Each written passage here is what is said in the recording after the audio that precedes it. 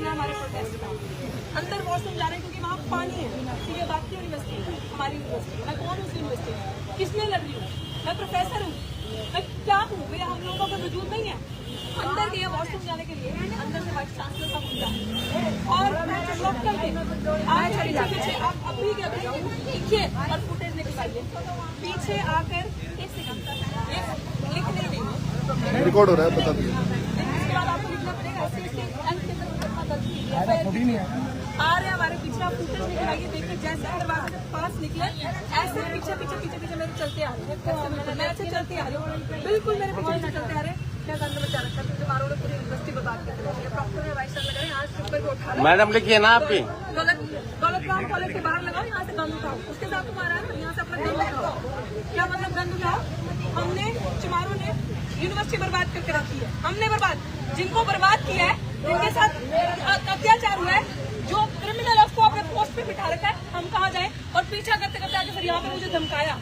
यहाँ पे जब मैंने चिल्लाया क्या बदतमीजी कर रहे हैं, पूरे कैंप को भी कैमरा लगा है, अंदर भी काम पूरी फुटेज इसलिए बोल रही हूँ। अभी कीजिए, वो सबूत मिटाएंगे। अभी सारी फुटेज को अभी कैच कीजिए, नहीं तो अभी तक वो डिलीट कर चुके होंगे। किस तरीके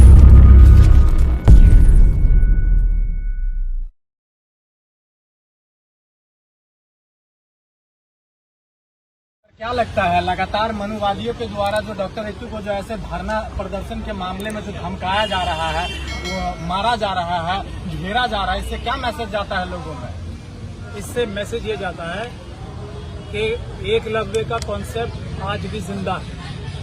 इससे ये मैसेज जाता है कि हमारे देश में आरएसएस और बीजेपी किसी भी महिला को, खास तौर पे अगर वो शेड्यूल कास्ट, शेड्यूल ट्राइब या ओबीसी और माइनॉरिटी से आती है, तो उसको किसी अच्छी जगह पे नहीं देख सकते। और अगर उसके साथ एकलव्य जैसा व्यवहार करके उसको फर्जी डॉक्यूमेंट बनाकर उसको जबरदस्ती झूठे सबूत पैदा करके निकाला जा सकता है, तो उस प्रिंसिपल को, उस रजिस्ट्रार को पुरस्कृत किया जाता है। प्रिंसिपल साहिबा को अभी पुरस्कृत किया आरएसएस और बीजेपी के लोगों को। ये मैसेज जाता है। दूसरा मैसेज ये जाता है कि अगर ऐसी कोई बहादुर महिला अपनी आवाज उठाने के लिए पीसफुल तरीके से, संवैधानिक तरीके से सड़क पे भी बैठेगी, क्योंकि अदालत से न्याय में देरी हो रही है, तो उसको जान से मारने की कोशिश की जाएगी, उसको धमकाया जाएगा, उसके सबूत मिटाए जाएंगे, यहाँ तक क्यों उसकी खुद की जान ले ली जाएगी। और जिसके द्वारा रजिस्ट्रार तो इसमें शामिल थे ही। आज जो हमें थोड़ा बहुत शक था, वो आज हमारा सब शक और शुबह दूर हो गया है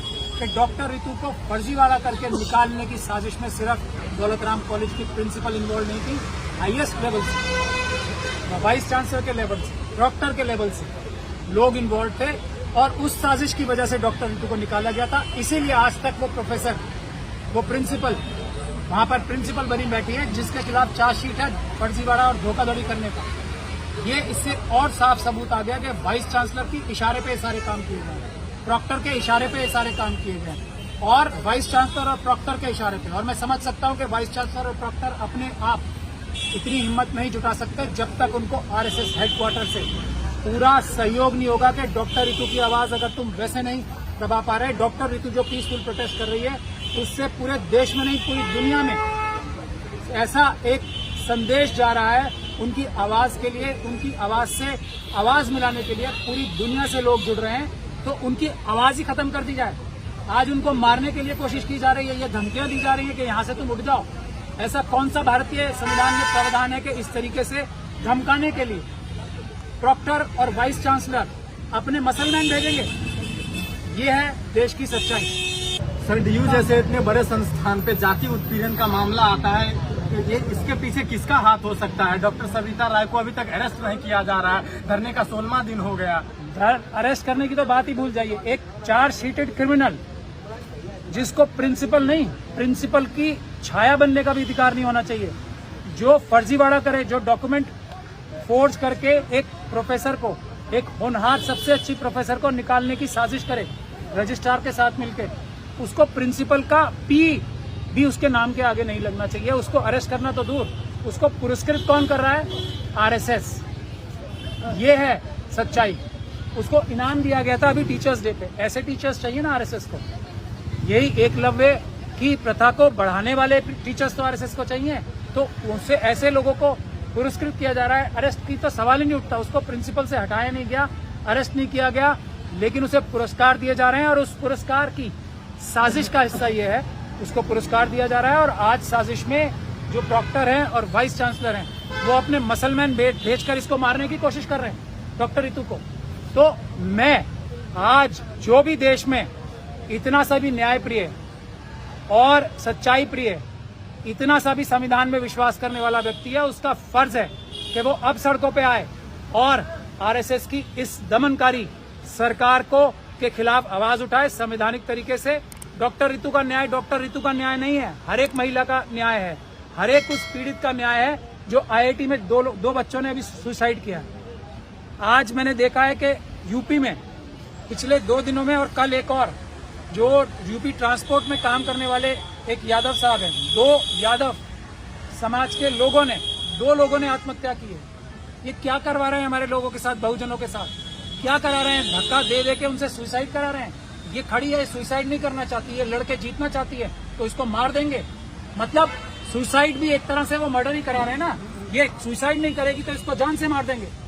ये प्रॉक्टर बनने के लायक है, ये वाइस चांसलर बनने के लायक है, जो अपने मसलमैन भेज के एक अकेली महिला के ऊपर हमला कराते हैं। और ये पुलिस है, दिल्ली पुलिस, ये एसएचओ साहब हैं यहाँ के, जिनको 100 नंबर पे 112 नंबर पे फोन करने के बाद, उसके बाद फोन पे बात करने के बाद अभी तक एफआईआर दर्ज नहीं की। SC/ST एक्ट में इतना बड़ा अपराध हो गया, एक महिला को जान से मारने की कोशिश की जा रही है। शेड्यूल कास्ट से आती है, ये सारी दुनिया को पता है।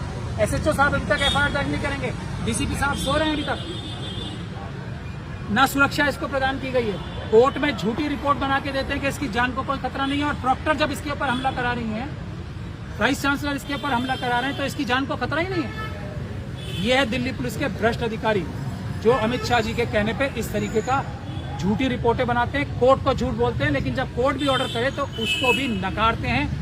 ये संविधान के विरोध में, ये न्यायालयों के विरोध में जो आरएसएस के भ्रष्ट अधिकारी हैं, उनके खिलाफ भी लोगों को सड़कों पे आना चाहिए। सर, डॉक्टर रितु जो है 16 दिन से प्रोटेस्ट कर रही है, वहाँ पर शांति प्रिय संवैधानिक तरीके से कर रही है, वहाँ पर जो है तमाम लोगों की मदद भी करती है उस दौरान।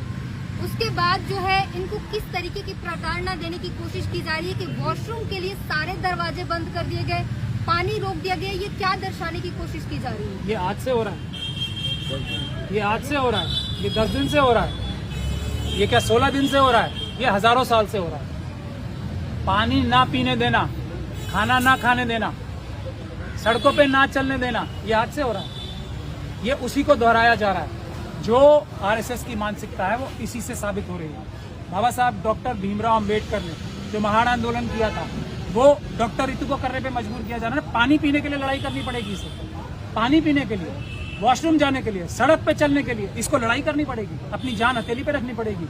ये भारत बाबा साहब डॉक्टर भीमराव अंबेडकर के संविधान के हिसाब से देश चल रहा है। सर, काउंटर क्वेश्चन लेना चाहूंगा। आरएसएस प्रमुख मोहन भागवत 10 दिन पहले एक बयान आता है कि संविधान में जो बहुजन समाज के लिए जो व्यवस्थाएं बनाई गई है, जो आरक्षण दिया गया है, उनको आगे लाने की जो व्यवस्थाएं बनाई गई है, वो सब कुछ ठीक है, हम उसको खुली तौर पे समर्थन देते हैं, फिर ऐसा क्यों होता है? देखिए, अब फिर मैं इस बात को 1000 बार, हजारों बार दोहरा चुका हूँ। आरएसएस और बीजेपी की शब्दों के आगे ना लगा के पढ़ना सीखना फिर पड़ेगा। पब्लिक को कैसा फंसा रही है? एक तरफ तो न्याय दे नहीं रही है, दूसरी तरफ न्याय की बात करते हैं। हमें भारत के संविधान से, भारत के सिस्टम से न्याय चाहिए, इन लोगों से न्याय नहीं चाहिए जो किसी वजह से कुछ समय के लिए लोगों को धोखा देके बड़े बड़े ओहदों पे बैठ गए, बड़े बड़े पदों पे बैठ गए। प्रधानमंत्री देश की जनता के नौकर हैं, उनको इस बात का समझ रखनी चाहिए। देश के होम मिनिस्टर देश की जनता के नौकर हैं, उनको ये समझना चाहिए। ये आरक्षण बाबा साहब डॉक्टर भीमराव अंबेडकर के संविधान ने दिया है, किसी आरएसएस के लोगों ने नहीं दिया है। और वो देने वाले होते कौन है? कितने % है वो? देश में न्यायिक व्यवस्था, संवैधानिक व्यवस्था में वो कितने % है? 2% लोग हैं ना, 2.5%। वो क्या न्याय देंगे? उनको ये बात करके अपना वर्चस्व स्थापित करने की एक तरीका है उनका कि वो अब भी, इसमें भी जो सारे गलत काम वो खुद ही कर रहे हैं, उसमें भी वो ये दिखा रहे हैं कि हम जो गलतियां हम कर रहे थे उसको हमें सुधारना चाहिए। अरे तुम्हें सिस्टम से बाहर होना चाहिए, और हम सब लोग तुम्हें सिस्टम से बाहर करेंगे, क्योंकि तुम लोग न्याय नहीं कर सकते, तुम लोग अत्याचार कर सकते हो। आरएसएस और बीजेपी सिर्फ अत्याचार कर सकती है, न्याय नहीं कर सकती किसी के साथ।